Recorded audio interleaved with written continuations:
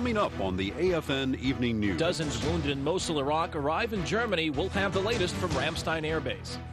And the heroes of the Battle of the Bulge return to the battlefield one last time. Plus, yes, bad ones too. The worst pain you ever had. How to protect your kids from the flu virus. The AFN Evening News. Real news for real people. Investigators now believe it was a bomb that claimed the lives of dozens in Mosul. Hello, I'm Kane Farabaugh. That story tops our headlines tonight. An FBI official says a team of bomb technicians is looking into Tuesday's attack on a mess tent at a military base in Mosul. Chairman of the Joint Chiefs of Staff General Richard Myers said Wednesday the attack was likely the work of a suicide bomber who somehow got into the mess tent with the explosives. Earlier, officials had described it as a rocket attack. General Myers isn't saying whether authorities think the bomber worked at the base or breached security. The Pentagon confirms today that 14 service members were killed, along with 8 other workers on the base. They also said that more than 60 were wounded in that blast. That number includes 44 service members, 5 DoD workers, and 12 civilian contractors.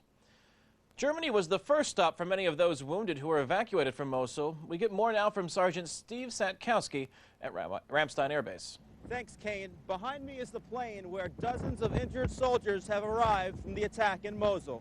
The incident at Forward Operating Base Merez was the deadliest single attack on U.S. troops since Operation Iraqi Freedom began. Approximately 50 people, most of them soldiers, arrived at the airbase in Ramstein, some in critical condition. All the wounded can expect everything to be done to help them recover. These patients, when they come in, will get the very best medical care possible, the very best medical care that the Department of Defense has to offer. The dozens of injured soldiers will all be taken to the Landstuhl Regional Medical Center for further care. Reporting from Ramstein Air Base, Germany, Army Sergeant Steve Satkowski, AFN News.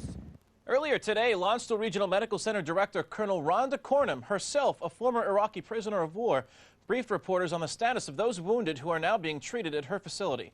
She says a total of 35 people wounded in Tuesday's attack are being treated and 17 are at this hour in intensive care. The patients, at least 7 of whom are civilians, have a range of wounds including abdominal and shrapnel injuries, broken bones, and burns. She also added it was necessary to amputate limbs on some patients, but everybody has been stabilized. Some of the civilians being treated at Landstuhl were wounded civilians who worked for Halliburton Company's subsidiary, Kellogg Brown & Root, and all of the military casualties were Army, Cornum said.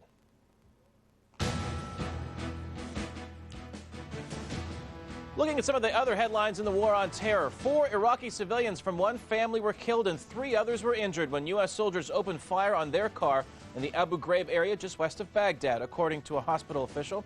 The 7 were traveling in a taxi when a roadside bomb hit an American military convoy. Also, the U.S. military says a suspected insurgent died when a roadside bomb he was planting went off too soon. The attempted attack against a 1st Infantry Division patrol took place south of Bakuba, 35 miles northeast of Baghdad. And a police station west of Baghdad was hit by a projectile. An Iraqi police official who didn't want to be identified says 1 policeman was killed and 2 others were injured. In our special report tonight, we return to the battlefield with veterans of one of the largest land battles in the history of warfare, the Battle of the Bulge. 60 years ago, tens of thousands of troops were dug in across Europe, defending a weakly supplied line from the onslaught of 3 German armies, desperately trying to retake the Belgian port of Antwerp. We start our team coverage of the Battle of the Bulge 60th anniversary commemorations in Luxembourg and Bastogne with Pam Portland. The U.S. Embassy in Luxembourg and the Army joined forces to create a 1940-style USO reception for the returning veterans. The ambassador, Peter Teperlik, greeted them at the door, many wearing their original uniforms and war medals. The Navy's 6th Fleet Band flew in from Naples to play Glenn Miller tunes for the night. But it was the girls who got the party started, showgirls. The USO's Liberty Bells flew in from New York City to entertain the troops.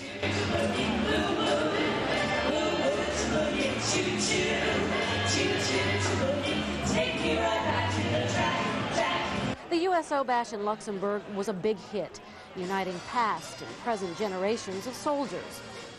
Then it was off to Bastogne, where Belgium's King Albert II presented the former soldiers with a 60th anniversary commemorative coin and thanked them for their service. 1, 2, 3, guys. Come on. Every year, the city of Bastogne relives the winter of 1944, but this year's event had a main attraction like no other year before. 125 U.S. veterans who fought here. The real, living memory of the Battle of the Bulge in person. For the veterans, it was a week to remember, and even after 60 years, the memories come easy. I ran towards a bunch of Christmas trees that were nearby. They were like in a row. And I sort of like got ready to dive when they hit the top of the trees.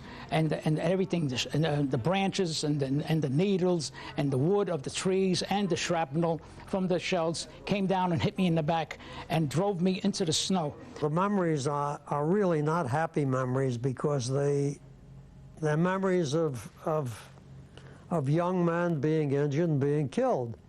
And the memories are of myself being very, very frightened. I came under fire, artillery fire, small arms, machine gun fire, on a number of occasions, on many occasions. And although I did my duty because I think I would have been embarrassed not to, I had fear. Remembering has been easier than talking about the war. The HBO series Band of Brothers exposed the realities of the bitter bulge that had been buried for 60 years. I think the movie and the book got us out of that mode.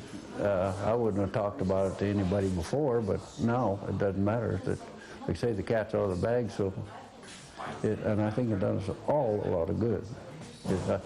Our families never even knew about this before the book and movie came out. They didn't even know we did.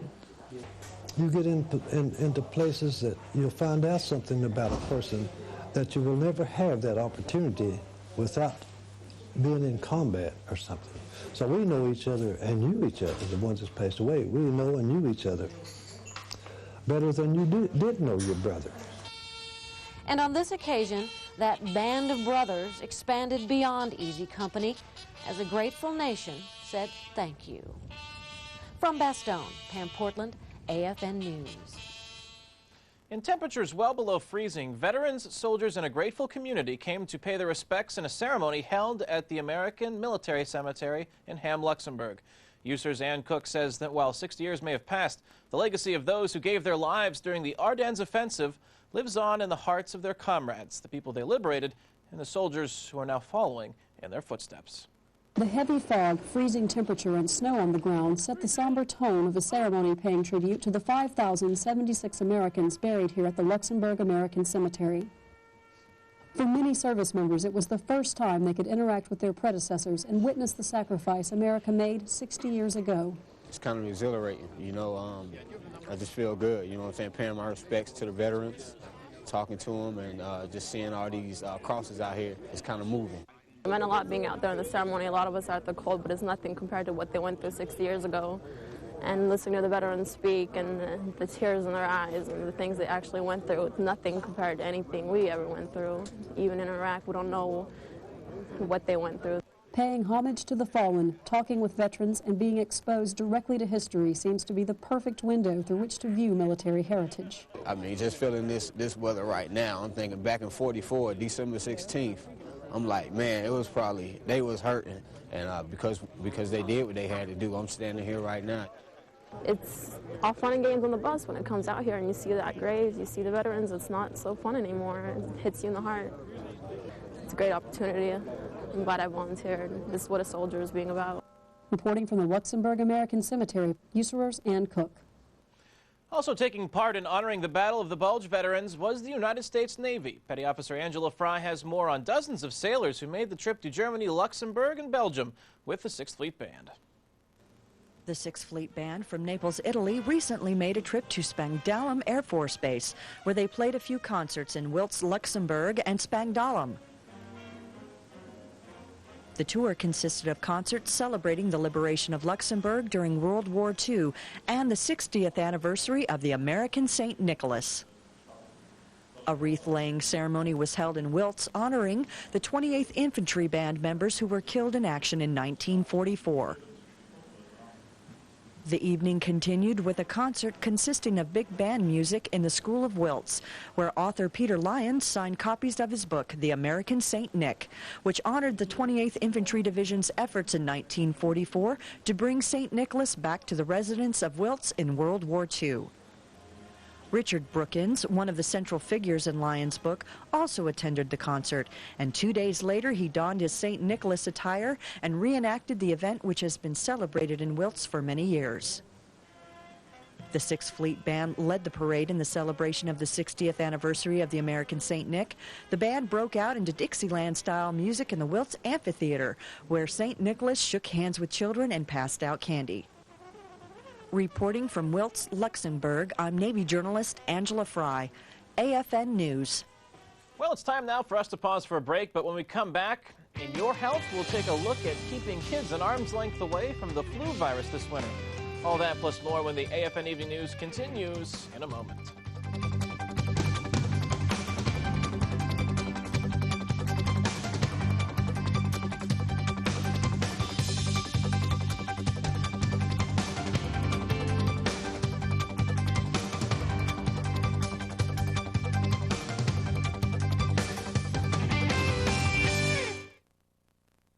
This past year, Deborah and I have traveled to many military communities throughout U.S. Army Europe.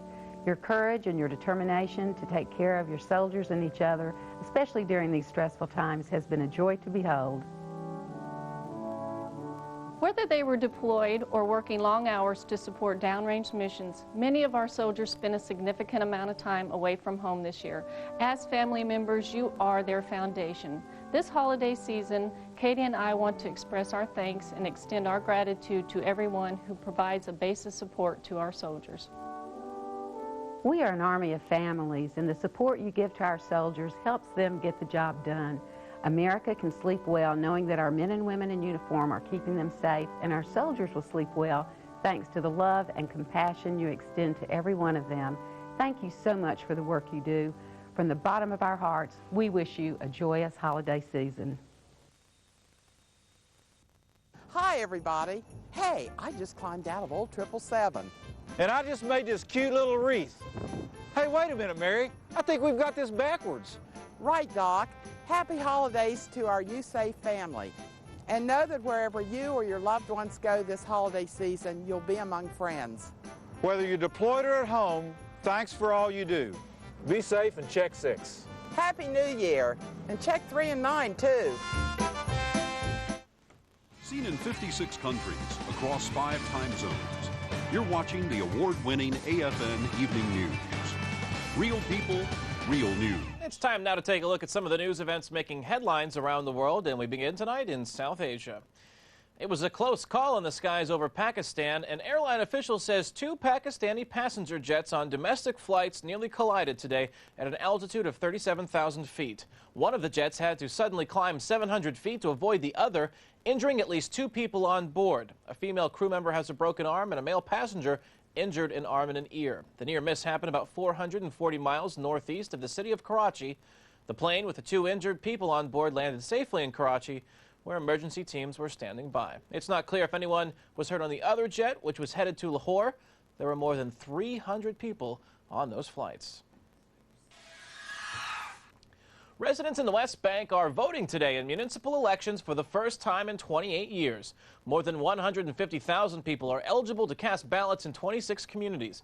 Voting in an additional 600 towns and villages will likely take place sometime next year. The elections are a test for the ruling Fatah Party. It faces a challenge from the Islamic Hamas group, which is gaining popularity with its network of welfare services, schools, and clinics. The Palestinians head to the polls in January to pick Yasser Arafat's successor.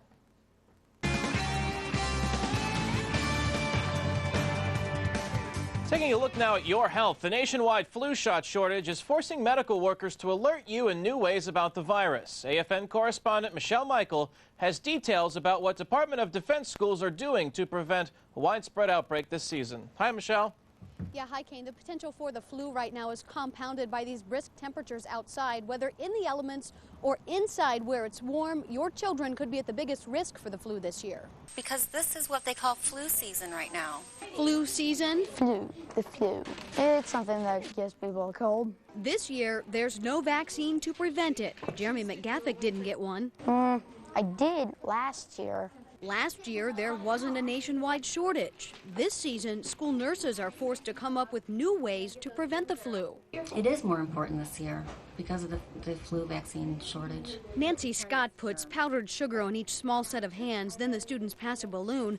As the powder coats the balloon, students start to see how quickly the flu bug can bite. Every time we kept touching the balloon, it kept getting smushed into our hands. Elijah Burnett knows all about germs and the flu shot. He got one. But my mom said that I have asthma, so that I need to get a flu shot. Across the room, his classmate knows he didn't get the shot, but he knows his dad had the flu last year. Yes, bad ones too. The worst pain he ever had. And still others hold out hope they can avoid that pain by still getting the shot. I might get it this year, but later on. Little Casey just might get her flu shot this year. Health experts fear there could now be a vaccine surplus. That's because those who were eligible for the flu shot simply didn't even try to get it. They just figured it wouldn't be there. With or without that vaccine, though, there are other ways to prevent the flu. Dressing appropriately, of course, and washing your hands several times a day. Kane. Thanks, Michelle. That's Michelle Michael reporting. So far, there have been about a dozen cases of the flu at Kaiserslautern Elementary. School officials say that's no more than the average for this time of year. The American Academy of Pediatrics recommends you teach your child cough etiquette. Instead of telling them to cover their mouths with their hands when they cough, health experts now recommend using your elbow. Coughing into your hand simply puts the germs there, and it's easier to spread those germs when you touch something. Well, some of our affiliates will break now for local programming, but for those of you staying with us, we'll show you how being deployed downrange is a family affair for some airmen. All this and more when the AFN Evening News continues in a moment.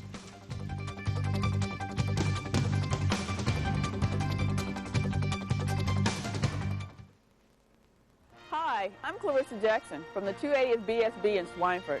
I was one of the delegates representing the 98th ASG at this year's Army in Europe Army Family Action Plan Conference held in Heidelberg.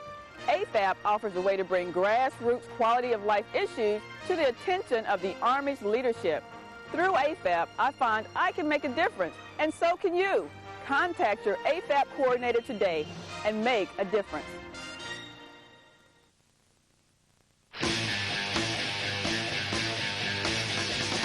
The world-class people of U.S. Air Forces in Europe are postured to respond to any mission, anytime, anywhere. In fact, when we get the call to jump, we don't waste time asking how high. By then, we're already in the air.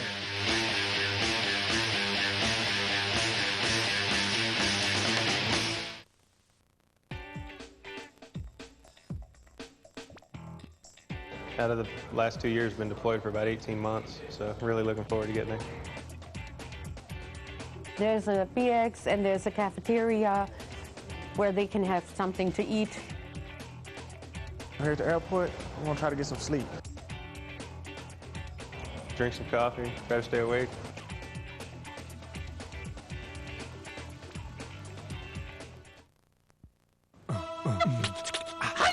Hello! 1, 2.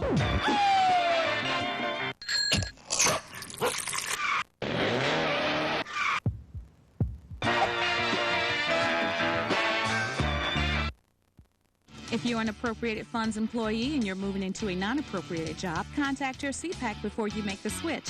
Your CPAC will provide you with valuable information you need to get through the transition process. Make it easier on yourself and contact your CPAC. Vacuum-packed meats are a unique part of the European commissary experience. But did you ever wonder what we do to make them look this way, or better yet, why? Let us show you. Each month, about 1 million pounds of fresh, top-quality American beef and German pork are processed into vacuum-packed patties, steaks, chops, and roasts at our central meat processing plant in Germany. Maintaining highly sanitary conditions and sealing in this sturdy, airless, leak-free package extends the shelf life enough that all but our most remote commissaries can can make fresh, never frozen meats available every day in a wide variety of choices. But if you need something other than one of the 120 different choices routinely offered, our professional butchers can handle that too. Just ask your store's meat manager about placing a special order. So why do we do it? Because for commissary patrons, only the best will do.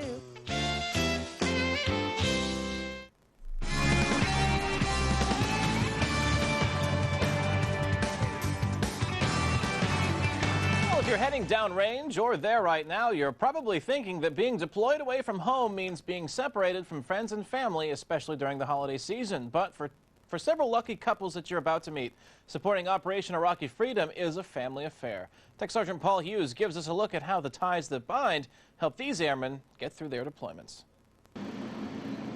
Staff Sergeant Garth Musgrove is a firefighter with an Expeditionary Civil Engineering Squadron. Like many of his colleagues at Ramstein Air Base, he's been downrange for several months. But unlike the others in his unit, he didn't leave his wife behind. Instead, she was waiting for him when he arrived. When I volunteered, a couple weeks, about 4 days before we were supposed to leave, we found out what base we were going to. And it just happened to be the same base that my husband was already going to. So then we left, and a few weeks later, he finally showed up. She kind of scouted everything out for me and let me know heads up what else we needed to bring. So it was kind of neat having my little intel before I got here, what was going on. So it's kind of neat. Now, the Staff Sergeants Musgrove don't get to see each other all that often. They work different hours, and since there aren't any family living arrangements available, they live in different quarters. I'm actually not that far away. We're on the same street, so to speak, on the tent row. I'm only 5 tents down, so it's not too hard to walk down and knock on her tent. Sometimes I want that time with them, but then I just have to think there's all these other people that never get to see their spouse, so I can't really complain that much. But the family ties at this forward deployed air base aren't limited to married couples. Staff Sergeants Lee and Chad Pedersen are the sons of a retired Army NCO. The older brother, Lee, joined the Air Force right after high school. At that time, Chad, who is 4 years younger, wasn't exactly distraught. Nice to have the basement of the house to myself. Yeah. Did you miss him at all? No. No. I came home pretty often. Yeah. So, He came home once a year for 30 days. So, and that was during the summertime. During the school year, I was too busy with school, just trying to pass. Chad followed his brother into the Air Force, but their careers never intersected until this deployment. Lee is a C-130 crew chief out of Ramstein, while Chad, who is deployed from Columbus Air Base, Mississippi, is a security forces canine crew. Despite their age difference, the two say they've always been close and are happy to have this time together. It's never, fun leaving your wife and kids and whatnot, but when I found out he was here, it made things a little bit easier. While it isn't unusual to find married couples and siblings serving together, Staff Sergeant Matt Monarch's situation is. He's a C-130 crew chief and occasionally gets visits from his mother. I was kind of excited about it because she does live in Georgia, I live in Michigan. It was a good chance to spend some quality time that we haven't had a chance to in the last few years. Matt's mom is one of his many relatives who have served in the military, a list that includes both of his grandfathers, 3 great uncles, and his dad. I mean, we're a very patriotic family, and I think this just brings it on home for both of us. And it's an opportunity to bring us closer even together. Mother and son don't spend a lot of time together because they work separate shifts, but Major Boyda recalls one day when she paid a visit to him in his working environment. When I was leaving, he just gave me a hug in front of all of his buddies, and I'm getting, I know.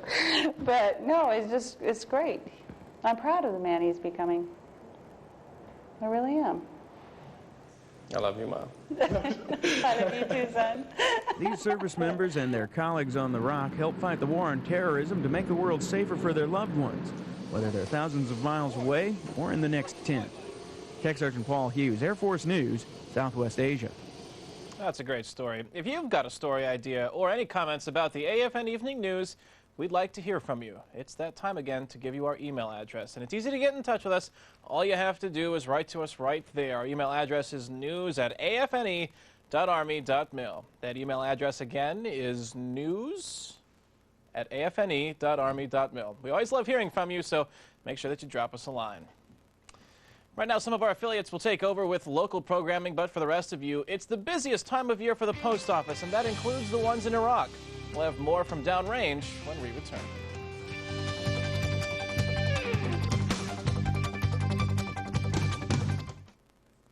Your baby's brain is just like a sponge. Everything that happens is absorbed, making millions of connections. And more connections mean the baby is learning more. You can influence these connections by reading to your baby, singing songs, playing patty cake, and talking about everything, whether you're riding in the car or changing diapers. Talking and activities provide the positive inputs that your baby needs to learn. USAFE Services Family Member Programs, developing your children, youth, and the community.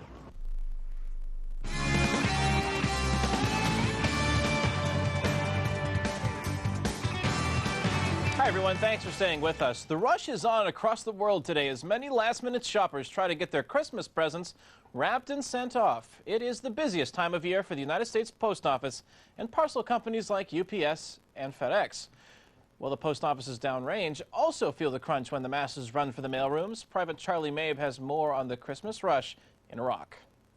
It's all the hustle and bustle of the holiday season in the space of a small room.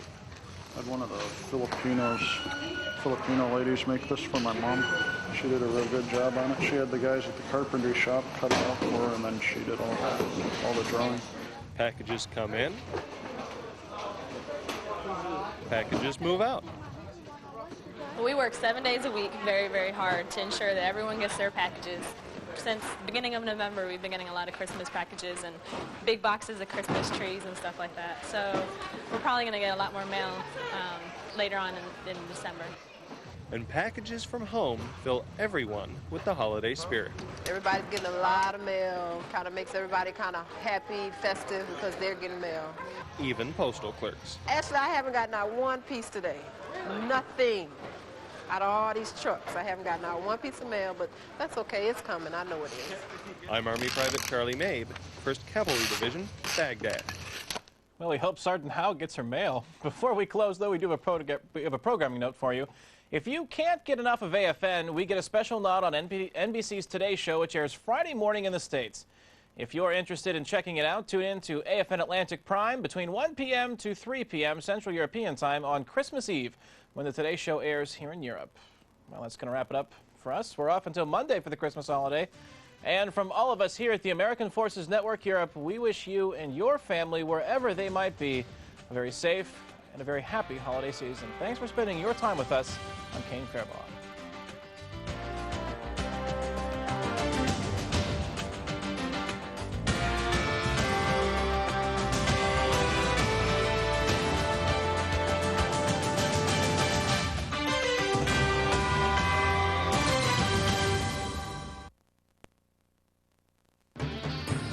You know, it just breaks my heart to see soldiers who have served honorably while deployed in harm's way, redeployed back home only to die in an accident.